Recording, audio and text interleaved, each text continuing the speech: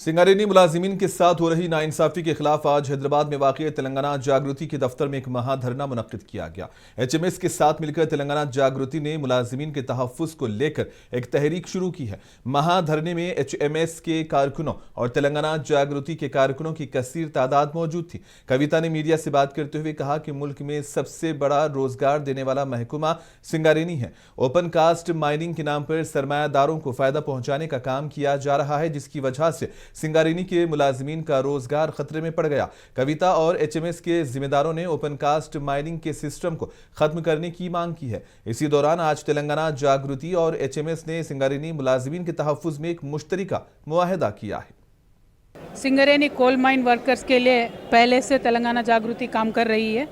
वहाँ पे कांग्रेस सरकार आने के बाद दिन ब दिन मजदूरों का और वर्कर्स का, एम्प्लॉयज़ का, ऑफिसर्स का, अल्टीमेटली पूरे सिंगारेनी कोल कॉलरीज का हालत बिगड़ते जा रहा है।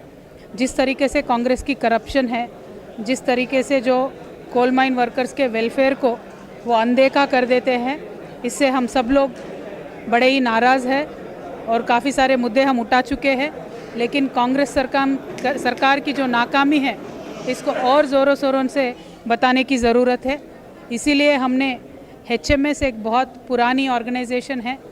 रियाज़ अहमद साहब तकरीबन 50 साल से कोल माइन वर्कर्स के लिए काम कर रहे हैं।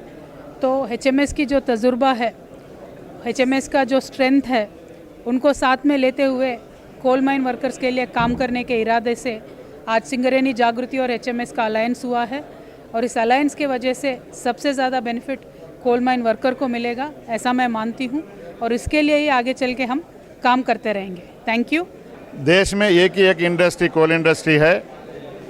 द बेस्ट एम्प्लॉयमेंट देने का, हाईएस्ट एम्प्लॉयमेंट देने का और गवर्नमेंट को रेवेन्यू देने की इंडस्ट्री ये है। ये इंडस्ट्री को बीजेपी गवर्नमेंट स्वदेशी स्वदेशी स्वदेशी बोल के विदेशी लोगों को बेचने के चक्कर में गिरी है। इसलिए एक स्ट्रांग ट्रेड यूनियन की ज़रूरत है अपोज करने वाले। इसलिए जागृति और एचएमएस मिलकर सिंगारेनी को संभालने के लिए काम करेंगे।